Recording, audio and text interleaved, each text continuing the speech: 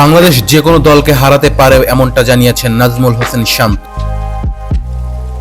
বাংলাদেশের মিশন শুরু হবে আজ ভারতের বিপক্ষে। রোহিত শর্মা, বিরাট কোহলিদের বিপক্ষে দুবাইয়ে মাঠে নামার আগে নিজেদের সক্ষমতার কথা জানিয়েছেন নাজমুল হোসেন শান্ত। সব দলকে হারানোর মতো ক্ষমতা বাংলাদেশের আছে বলে সংবাদ সম্মেলনে জানিয়েছেন নাজমুল হোসেন। বাংলাদেশের অধিনায়ক বলেছেন, আমাদের সব বিভাগেই ভালো করতে হবে।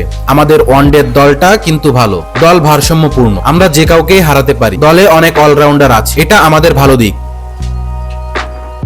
আশা করি আমরা ভালো করব। আমরা প্রতিপক্ষ নিয়ে খুব একটা ভাবি না, আমরা প্রস্তুত, দেখা যাক কি হয়।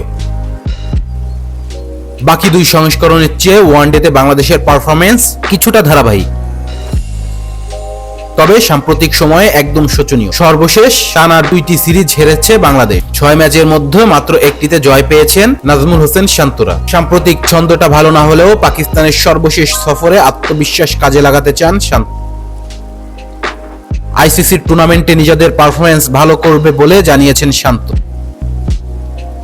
বাংলাদেশের গ্রুপ পর্বের ম্যাচ হবে দুবাই ও রাওয়ালপিন্ডিতে। দুই ভেন্যুর কন্ডিশন নিয়ে বাংলাদেশের বাঁহাতি ব্যাটার বলেছেন, দুবাইয়ে অনেক রান কম হবে এবং পাকিস্তানে অনেক বেশি হবে। আমরা পাকিস্তানের রাওয়ালপিন্ডিতে টেস্ট ম্যাচ খেলেছি, যা আমাদের কাজে দেবে। 8টা দলই মানসম্পন্ন। সাম্প্রতিক সময়ে আমরা দ্বিপাক্ষিক সিরিজে ভালো করেছি, তাই বলে তিনি আশাবাদী যে চ্যাম্পিয়ন্স ট্রফিতে ভারতের বিপক্ষে তিনি জিতবেন। Rezwan Islam, B sports.